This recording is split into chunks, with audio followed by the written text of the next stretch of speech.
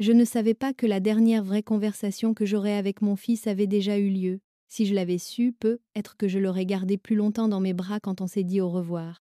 Peut-être que je lui aurais proposé de rester dîner, même s'il disait toujours qu'il n'avait pas le temps. La dernière fois qu'il est parti, je suis restée sur le pas de la porte comme je l'ai toujours fait, le regardant s'éloigner jusqu'à ce que la poussière soulevée par ses pneus disparaisse au bout du chemin de terre. Je suis restée là longtemps après. J'ai toujours attendu. Je m'appelle Denise Langlois. J'ai 72 ans et je vis seule dans la même maison que mon mari a construite de ses mains quand nous étions jeunes mariés. Cela fait plus de 40 ans que je veille sur ces terres, que j'élève un enfant, que je m'assure qu'il y ait quelque chose de solide à lui transmettre. Ce à quoi je ne m'attendais pas, c'est de devenir invisible aux yeux de celui pour qui j'ai tout donné. Ce que je m'apprête à raconter n'est pas facile. Mais il est temps. Il est temps de dire la vérité sur la façon dont mon fils a cessé de me voir comme sa mère pour ne plus me considérer que comme un obstacle. Les journées sont silencieuses désormais. Un silence qui serre la poitrine. Parfois, j'ai l'impression d'entendre les échos d'avant, des pas dans l'escalier, les rires autour de la table de cuisine, la voix de Paul quand il me demandait s'il pouvait aller pêcher avant de finir ses corvées. Mais la plupart du temps, il n'y a que le silence. Et le tic-tac régulier de la vieille horloge sur la cheminée. On vous dit que vos enfants grandissent et deviennent occupés. C'est normal, qu'ils disent. Il faut apprendre à les laisser partir, qu'ils disent. Et j'ai essayé, vraiment. Je me suis dit qu'il avait un travail, une vie, des responsabilités, que les visites viendraient quand elles le pourraient. Je ne voulais pas être la mère qui fait culpabiliser son fils pour un appel manqué ou une fête oubliée. Je voulais qu'il vienne parce qu'il en avait envie, parce que je lui manquais. Mais les années sont passées et les visites ont ralenti, puis se sont arrêtées. D'abord à cause du travail, ensuite pour un déplacement, puis plus rien. J'ai envoyé des cartes, j'ai laissé des messages. J'ai fait sa tarte préférée pour la Toussaint même s'il n'avait jamais confirmé sa venue. J'ai laissé la lumière du porche allumée bien trop tard. Je me répétais que ce n'était pas grave, qu'il était simplement occupé, que c'était la vie. Ce que je ne savais pas, c'est qu'il n'était pas seulement occupé. Il attendait que je parte, ou pire, que je meure. Il y a eu des années où la maison débordait de vie, des petits pieds qui dévalaient les escaliers, des bols qui s'entrechoquaient dans l'évier, la porte moustiquaire qui claquait quand Paul sortait en courant avec sa canne à pêche ou son ballon. Je plaisantais souvent en disant que les murs respiraient mieux quand il était là. Il avait cette énergie, celle qui remplit une pièce sans effort. À l'époque, je pensais qu'il aurait toujours besoin de moi. Je croyais que tout l'amour que j'avais versé dans son éducation s'enracinerait quelque part, profondément, de façon inébranlable. Après la mort de mon mari, Paul n'avait que 10 ans. Je me souviens des obsèques, non pas pour les fleurs ou les discours, mais parce qu'il portait une cravate trop grande et qu'il m'a serré la main si fort que je n'en sentais plus les doigts. Il n'a pleuré qu'une fois de retour à la maison, quand il m'a demandé qui tondrait la pelouse maintenant. Ce jour-là, il a compris. Et moi aussi. À partir de ce moment, il n'y avait plus que lui et moi. J'ai pris tous les petits boulots possibles. Cantine de l'école, cesse au supermarché. Pendant les récoltes, je faisais des heures supplémentaires au verger pour arrondir les fins de mois. Le soir, une fois qu'il était couché, je m'écroulais sur le canapé, les muscles en feu et les mains usées par le froid ou les caisses trop lourdes. Mais jamais je ne lui ai montré ça. Il avait toujours ses repas préparés, ses devoirs vérifiés, ses anniversaires fêtés, et j'ai gardé la terre à mon nom, intacte, parce que je voulais lui transmettre quelque chose. Je me disais que je construisais un avenir, un refuge. Aujourd'hui, je me demande si je n'ai pas trop donné, si, à force de le protéger des difficultés, je ne lui ai pas appris que tout lui revenait naturellement. Il a toujours été brillant, c'est vrai, doué avec les chiffres, un charme naturel. Je me souviens de sa joie quand il a été accepté à l'université à Lyon. Il m'a appelé depuis une cabine, la voix tremblante d'émotion. J'étais fière, sincèrement. Je lui ai envoyé des colis avec des biscuits faits maison, même quand il ne m'en parlait plus. Les visites se sont faites plus rares. Il restait en ville pour les stages, pour les opportunités, pour une fille que je n'ai jamais rencontrée. Quand il revenait, il était poli mais distrait, toujours un œil sur son téléphone, partant répondre à des appels dehors. Je me disais que c'était l'ambition, que c'était normal, que j'avais accompli ma tâche. Je n'ai jamais dit combien son départ me laissait un vide, Je ne lui ai jamais demandé pourquoi il ne parlait plus de cette fille. Je ne lui ai pas demandé ce qu'il voulait dire quand il parlait de débloquer la propriété pour ses projets. À l'époque, je croyais qu'il rêvait seulement en grand, qu'il voyait encore cette maison comme un foyer, qu'il me voyait encore. Moi, le silence, je l'ai porté sans m'en rendre compte. Mais il avait une forme, un poids, et il m'a suivi bien plus longtemps que je ne l'imaginais. C'était au début du printemps que j'ai entendu la voiture. Un 4x4 noir, brillant et ronronnant, s'est lentement engagé sur le chemin de gravier comme s'il n'avait rien à faire là. Je venais de finir de rincer la vaisselle, une serviette à la main, quand le bruit s'est arrêté devant la maison. Mon cœur a eu ce petit sursaut qu'il a toujours eu quand, pendant un instant, j'espérais que Paul arrivait sans prévenir. Être qu'il avait pensé à la saison des semis. Être qu'il se souvenait que j'avais toujours besoin d'un coup de main pour retourner la terre. Mais je ne l'ai pas vu venir jusqu'au perron. Je n'ai pas entendu sa voix appeler. « Salut maman ». Je suis restée derrière la porte moustiquaire, observant. Il est sorti du véhicule, vêtu d'une veste de costume bleu marine et de lunettes de soleil qui faisaient plus parisienne que champêtre. Un autre homme l'accompagnait, plus jeune, costume soigné, trop propre pour nos routes de campagne. Ils ont marché le long du champ, montrant du doigt, parlant à voix basse, avec cette manière de gonfler la poitrine que j'ai toujours trouvée chez les hommes qui croient avoir déjà tout gagné. Je ne voulais pas espionner, mais je ne pouvais pas faire autrement. Je suis sortie discrètement par l'arrière, pieds légers dans l'herbe, contournant la maison pour écouter à travers la petite fenêtre près du cellier. De là, je pouvais les entendre, juste assez. Ils se tenaient près du vieux chêne où Paul construisait autrefois des cabanes avec des draps et des planches cassées. Maintenant, ils parlaient de chiffres, de projets, de marges et de retour sur investissement. L'homme en costume a dit « Si le zonage passe, on peut facilement construire une quinzaine de logements ici, être 20, et Paul a ri, ce petit rire pincé qu'il a quand il croit avoir une longueur d'avance sur les autres. Il a dit « Elle s'accroche encore mais ça ne durera pas.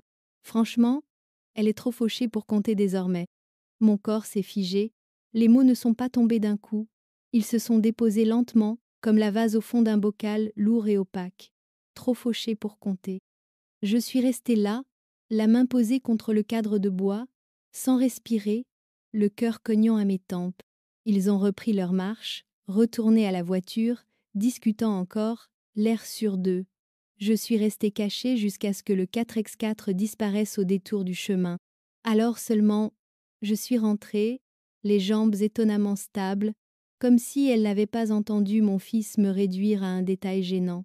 Plus une mère, juste un obstacle. Je me suis assise à la table de la cuisine, les mains jointes sur les genoux. Le titre de propriété était dans le tiroir derrière moi, là où il avait toujours été. Je l'avais gardé parfois, en pensant à la transmission, parce que je croyais qu'il voyait cette terre comme moi. Ce jour-là, l'air de la maison a changé. Le silence n'avait plus rien de paisible. Il s'appelait désormais trahison. Je n'ai pas pleuré, je n'ai pas crié. Je suis restée là, écoutant l'horloge compter les secondes, chacune plus lourde que la précédente. Cette nuit-là, je n'ai pas dormi. Je suis restée couchée, les yeux ouverts dans le noir, les draps tirés jusqu'au menton, à écouter le vent dans les branches et les craquements du bois ancien de la maison. Les mots tournaient en boucle dans ma tête, encore et encore, chacun creusant un peu plus profond, trop fauché pour compter. Je les ai murmurés tout bas, une fois, juste pour entendre comment ils sonnaient dans ma propre bouche. Ils n'avaient rien de plus doux. Le matin suivant, j'ai traîné dans mes gestes. J'ai nourri les poules, balayé le perron, plié le linge. Chaque tâche me donnait l'impression de marcher dans l'eau. Je revoyais son visage, le ton détaché avec lequel il avait dit ces mots, comme s'il parlait d'une voisine âgée qu'il connaissait à peine. Comme si je n'étais déjà plus là, comme si ma vie, mon passé, ce que mes mains avaient bâti n'était plus qu'un terrain à conquérir. Je suis entrée dans le salon et j'ai ouvert le tiroir sous la bibliothèque.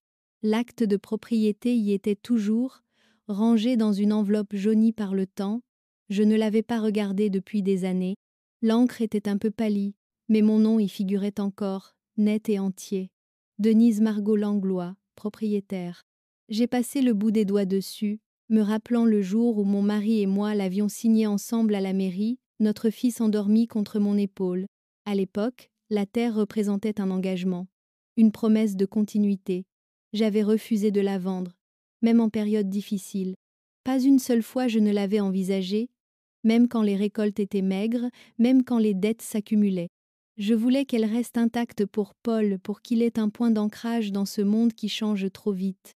Même lorsqu'il a commencé à parler de partenariats, de projets immobiliers, de rendements, je me suis accrochée à l'idée qu'il comprenait encore la valeur de cet endroit. Je croyais qu'il me demanderait, qu'il me consulterait. Mais il n'a rien demandé, il a simplement présumé. Que je céderais, que je partirais. Et ce qui me blessait le plus, ce n'était pas tant qu'il me considère comme une gêne, c'était qu'il pense que je ne verrais rien, qu'il me croyait devenue si insignifiante que je n'aurais même plus conscience d'être effacée. Je me suis assise, le regard tourné vers la fenêtre. Les particules de poussière dansaient dans le rayon du matin. La pièce semblait trop calme, trop nette, comme si quelque chose avait été déplacé et jamais remis à sa place. J'ai pensé à l'appeler, à lui demander ce qu'il voulait dire ce jour-là, mais à quoi bon? Il nierait, ou il tournerait ça à son avantage. Ou pire encore, il confirmerait, et il ne resterait plus rien à espérer. Alors j'ai préparé une tasse de thé. Je suis restée debout devant l'évier, regardant les hectares que je connais mieux que ma propre main. Ce n'étaient pas des chiffres, c'était une vie, des souvenirs, un souffle ancien. Et pour la première fois depuis longtemps, j'ai senti quelque chose remonter en moi. Pas de la colère, pas encore, mais une lucidité tranquille.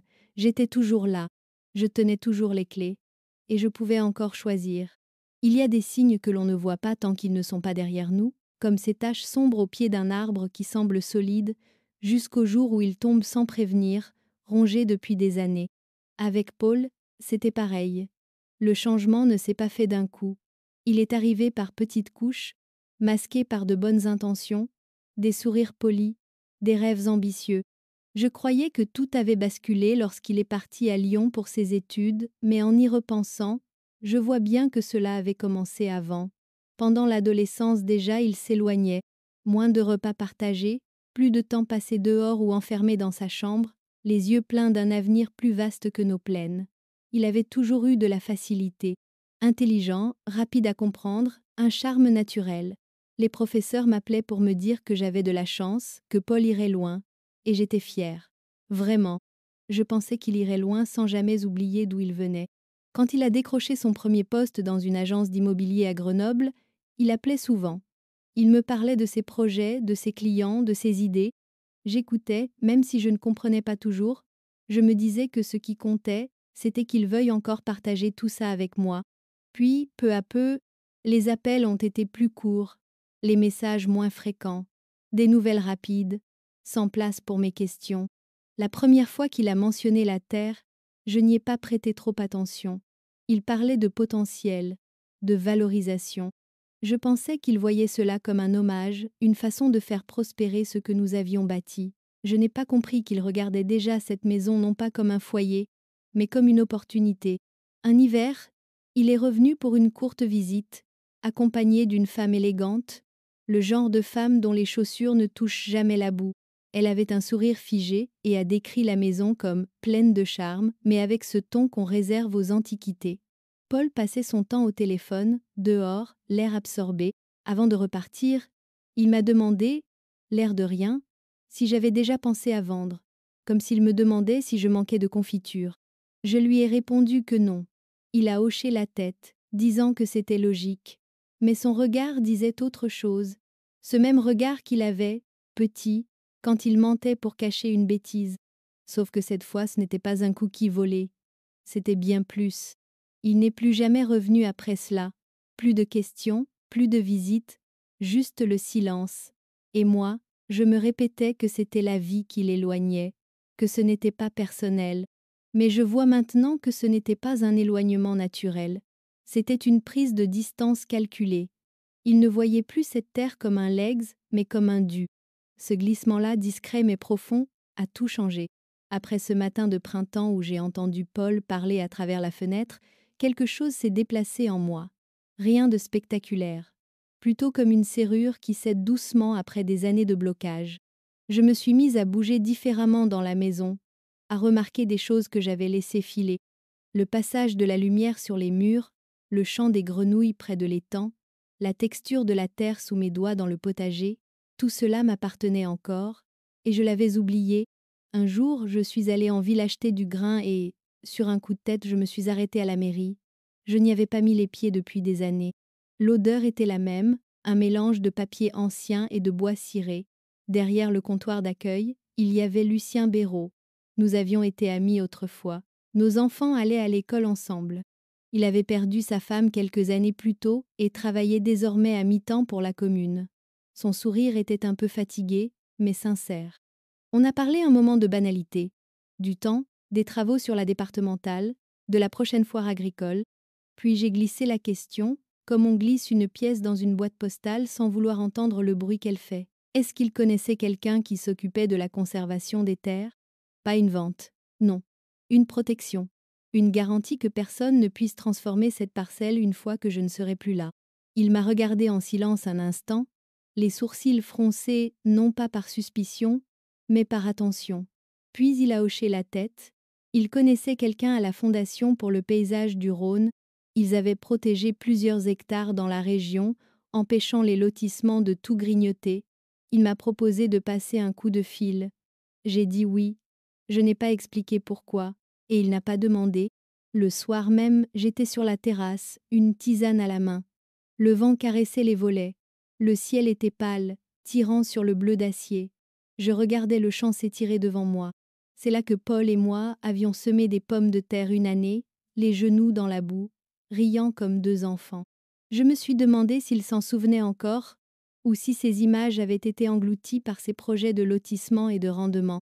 Je n'étais pas en colère, pas encore, mais je savais, pour la première fois depuis longtemps, une décision prenait forme en moi, pas une réaction impulsive, une réponse mûrie. Ce terrain avait toujours attendu que je choisisse. Il était temps de cesser d'attendre que lui le fasse. Elle s'appelait Claire, cheveux relevés sous une casquette délavée, chaussures crottées par les chemins, et ce regard calme de ceux qui passent plus de temps dehors qu'entre quatre murs. Elle venait de la Fondation pour le paysage du Rhône. C'est Lucien qui lui avait parlé de moi. Elle m'a serré la main sans hâte et m'a dit qu'elle était reconnaissante d'avoir été invitée sur une terre encore intacte dans cette région. On a parcouru les lieux ensemble, à pas lents. Mon vieux pull tricoté râpait contre les herbes hautes. Je lui ai montré l'étang, celui qui reflète le ciel au lever du jour. Elle s'est accroupie pour observer les roseaux et les têtards souriant devant un héron perché, figé comme une sentinelle. On a continué vers le petit bois de noisetiers où mon mari avait autrefois installé un banc de fortune. La mousse y a repris ses droits, mais je m'y installe encore parfois, surtout au printemps. Claire parlait peu, juste ce qu'il fallait. Elle m'a expliqué que la Fondation ne rachetait pas les terres. Elle établissait une servitude environnementale. Une fois signée, elle rendait le terrain inconstructible, inaltérable, à perpétuité. Je resterai propriétaire jusqu'à mon dernier souffle. Je pourrais continuer à jardiner, à marcher, à vivre ici, mais après moi, aucun lotissement, aucun chantier, aucun compromis, seulement des oiseaux, des ruisseaux et du vent. On a marché jusqu'à la parcelle nord. Paul l'adorait quand il était petit. On y cultivait des citrouilles en automne. Il les ramenait avec sa brouette rouge, les bras tendus sous le poids, fier comme un roi. Je n'ai pas partagé ce souvenir avec Claire. Certaines images sont trop précieuses pour être déposées dans les bras d'inconnus. Mais j'ai vu son regard se poser avec tendresse sur les herbes folles. Elle voyait, elle aussi, la valeur qui ne se compte pas en euros. Quand nous sommes revenus à la maison, le soleil était haut. Mes jambes me tiraient, mais mon esprit était clair. Elle m'a tendu une pochette épaisse, remplie de documents. Elle m'a dit de prendre le temps, de ne rien signer dans la précipitation. J'ai hoché la tête, la remerciant doucement. Puis je l'ai regardé s'éloigner sur ce même chemin de gravier où, jadis, Paul partait en riant, le cœur plein de plans bien à lui. Dans l'après-midi, j'ai déposé les papiers sur la table. Je les ai lus, ligne après ligne. Aucun piège, aucun mensonge. Une promesse en noir et blanc. Lorsque le soleil a commencé à décliner, projetant ses ombres longues à travers les vitres, je me suis sentie prête. Pas par vengeance, pas par rancune, mais par apaisement. Parce que je me souvenais enfin de qui j'étais, avant qu'on me fasse croire que je ne comptais plus. Le stylo pesait plus lourd que d'habitude. Pas dans la main, mais dans tout ce qu'il représentait. J'avais étalé les papiers sur la table ce matin-là, en les lissant du plat de la paume comme on déplie un linge ancien. La maison était silencieuse. Même les oiseaux semblaient retenir leur chant, comme s'ils savaient que j'étais sur le point de faire quelque chose d'irréversible. Je relus chaque page, puis une deuxième fois, une troisième. Rien ne permettrait de contourner l'accord. Aucun promoteur, aucune mairie, aucun héritier ne pourrait faire lever cette protection. Une fois signée, la terre serait sanctuarisée, le bois resterait debout, l'étang garderait ses reflets, les herbes folles repousseraient sans jamais être fauchées pour céder la place à du béton. Je n'hésitais pas par peur, j'hésitais par gravité. Signer, c'était dire adieu à toutes les possibilités de compromis. Plus de négociations, plus de silence à avaler en attendant qu'il me voie. Ce n'était pas un geste contre Paul, ce n'était plus vraiment à lui que je pensais, c'était à moi, à ce que je devais enfin poser avec fermeté, une frontière. Je me rappelais cette nuit-là, après leur visite, quand j'étais restée dans le noir, le cœur battant, l'oreille tendue vers un téléphone qui ne sonnerait pas. Pendant des années, j'avais retenu mon souffle. Pour ces visites, ces appels, sa reconnaissance, signer ces papiers ne réparerait pas tout cela, mais cela mettrait un terme, un vrai, un terme choisi. Le stylo glissa lentement sur le papier. Denise Margot Langlois. J'ai souligné mon nom comme mon mari le faisait sur les factures du marché, avec cette petite fierté discrète. Ce nom avait porté tant d'efforts, tant de nuits à compter les centimes, tant de choix faits en silence.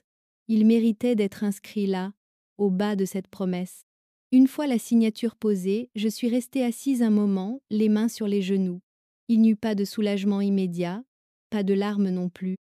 Juste un calme dense, installé dans chaque recoin de la pièce, le tic-tac régulier de l'horloge, le bruissement du vent contre les volets.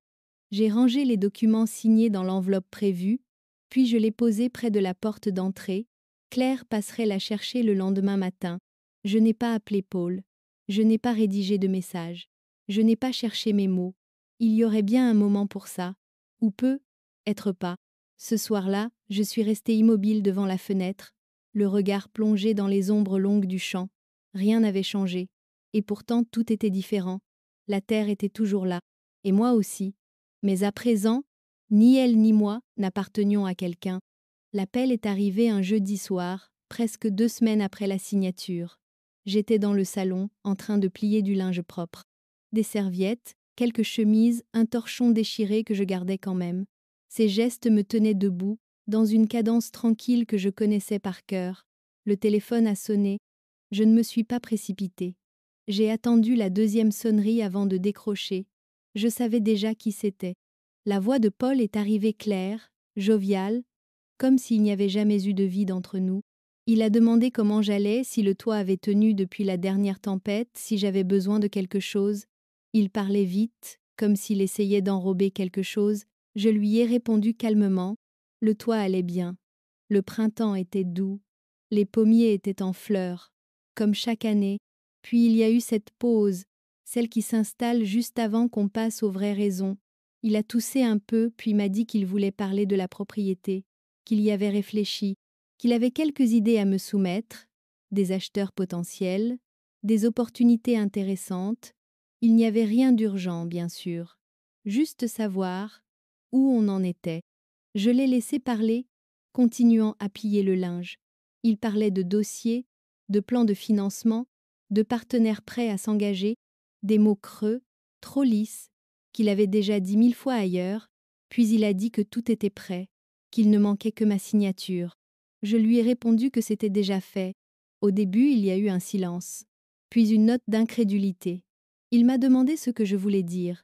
J'ai expliqué que la terre était sous protection désormais, qu'elle ne pourrait plus être construite, ni vendue à des promoteurs, qu'elle resterait intacte, pour toujours.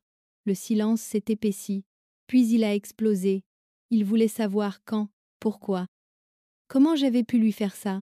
Je l'ai écouté. Je lui ai dit que je l'avais entendu, ce jour-là, avec son associé.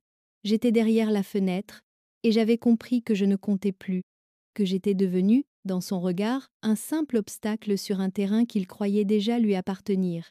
Il a tenté de se justifier, a dit qu'il avait été maladroit, que ce n'était pas ce qu'il voulait dire, que j'avais mal interprété. Je ne l'ai pas interrompu, mais je lui ai répondu ensuite. Je lui ai dit, calmement, que j'avais entendu bien plus que des mots. J'avais entendu ce qu'il pensait vraiment, et que ce n'était pas moi qui l'avais exclu. C'était lui qui avait cessé de me voir. Il a essayé encore, plus doucement cette fois. Il a parlé de malentendus, de rancunes inutiles. J'ai laissé faire. Puis j'ai dit que certaines choses ne s'achètent, que cette terre était mon œuvre, et que ce que j'en faisais m'appartenait. J'ai terminé l'appel avec un simple au revoir, sans colère, juste une ligne tirée. J'ai reposé le téléphone doucement, remis une serviette bien pliée dans le panier. Dehors, le vent passait dans les arbres. Dedans, il n'y avait plus rien à attendre. Seulement une paix discrète, mais ferme. Le lendemain de l'appel, la maison m'a semblé encore plus silencieuse que d'habitude. Pas un silence tendu, ni pesant, juste une absence nette. J'étais seule, et pour la première fois depuis longtemps, je ne ressentais ni vide ni manque. J'ai préparé du café, ouvert la fenêtre de la cuisine, et regardé le champ sous la lumière claire du matin. Rien n'avait bougé, et pourtant tout avait basculé. Paul ne m'a pas rappelé. Je ne l'attendais pas. C'est ce genre de silence qui s'installe quand l'orgueil a été touché, quand les attentes sont tombées sans bruit. Il croyait savoir comment l'histoire finirait. Il pensait que je reculerais, que je céderais, que je resterais figée dans cette vieille image de mère conciliante. Il ne s'attendait pas à ce que je choisisse sans lui. Il ne s'attendait pas à ce que je dise non, pas de manière ouverte, mais par un acte définitif. Ce jour-là, j'ai nettoyé le jardin, arraché les mauvaises herbes, refait un rang de tomates, taillé les rosiers. Des gestes simples, mais remplis d'ancrage. Chaque coup de sécateur, chaque pelletée, c'était comme remettre de l'ordre, pas dans les plates-bandes, mais en moi. Je reprenais possession de ce qui m'avait toujours appartenu, mon espace, ma voix, ma place. En fin d'après-midi, un message est arrivé. Une seule phrase. J'ai besoin de comprendre pourquoi tu m'as fait ça. Je n'ai pas répondu. Le message est resté là, clignotant sur le répondeur, puis s'est effacé dans le calme de la cuisine. Je n'avais rien à ajouter. Je lui avais déjà tout dit. C'était lui qui n'avait pas voulu entendre. C'est une chose étrange que de cesser d'attendre quelqu'un. On ne cesse pas d'aimer du jour au lendemain. On cesse de se suspendre. On arrête de se courber pour faire place à son silence. On laisse simplement le vide devenir un espace à soi. Ce soir-là, j'ai marché jusqu'au bout du terrain, depuis la vieille clôture en pierre jusqu'à l'étang où les libellules dansaient sur l'eau. Le ciel était rose, la lumière adoucie. Je pensais à mon mari, à ses mains rudes qui plantaient les arbres, à ses histoires racontées au pied du poêle. Je pensais à Paul petit garçon, à ses bottes trop grandes et son filet à papillons. Est-ce qu'il se rappelait tout cela? Je ne le savais pas. Mais moi, je me souvenais. Les répercussions de ce choix n'étaient pas une cassure. Ce n'était pas une destruction. C'était une libération. Ce qui restait désormais n'avait plus besoin d'être défendu. Il était là, intact, parce que je l'avais protégé, pas pour lui faire mal, pour me préserver, moi, pour préserver ce qui comptait, pas son accord, pas son pardon, juste la vérité. Et cette vérité, je pouvais enfin la regarder sans détour. Il m'arrive souvent de me réveiller avant l'aube. La maison dort encore, baignée dans une lumière bleu pâle, et je m'enveloppe dans mon vieux gilet avant de sortir sur la terrasse, une tasse fumante entre les mains. Le ciel s'ouvre lentement, passant du gris à l'or pâle. C'est devenu mon rituel, ce moment suspendu où rien ne m'est demandé, où tout simplement être suffit. Le paysage n'a pas changé, et pourtant je le regarde autrement. Il y a un poids qui s'est levé, un poids que je portais sans même le sentir. Pendant des années, j'ai espéré. J'ai espéré que Paul revienne, qu'il me voie, qu'il reconnaisse ce que cette terre signifiait. Maintenant, je n'attends plus. Je regarde. Je marche souvent à travers les champs, suivant les chemins que mes bottes ont tracés depuis des décennies. Le long de la haie où Paul cueillait des mûres, jusqu'aux vieux cerisiers tordus par les années.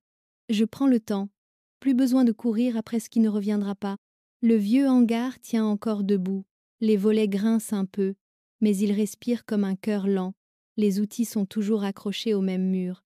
Je m'en sers encore, pas par devoir, mais parce qu'il y a de la dignité à entretenir ce qui nous a portés. Parfois des voisins passent. Ils me demandent si c'est vrai que la terre est désormais protégée. Je réponds que oui, qu'elle l'est pour de bon. Certains hochent la tête, d'autres soupirent en parlant des lotissements près de la rivière. On partage les mêmes regrets. Moi, j'ai juste eu la chance de dire non à temps. Je ne parle plus souvent de Paul. Pas parce que j'ai mal, mais parce qu'il n'est plus au centre de cette histoire. Je lui envoie encore une carte pour son anniversaire, une autre à Noël. C'est bref, mais poli. Je le fais parce que j'ai été élevée ainsi, à tenir les gestes simples, même quand les liens se défont. Le soir, je m'installe près de la fenêtre, la radio en fond, la lumière tamisée. Je regarde les chevreuils à l'orée du bois, leur pas lent, prudent. La paix ne fait pas de bruit, elle ne crie pas. Elle s'installe comme un souffle qui revient après l'apnée. Et je la laisse faire. Chaque jour un peu plus.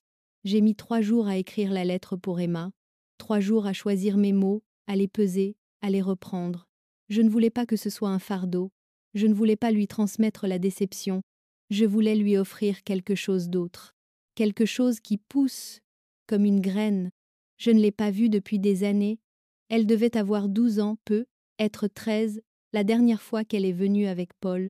Elle était restée assise à côté de moi à la table de la cuisine, les jambes qui balançaient dans le vide.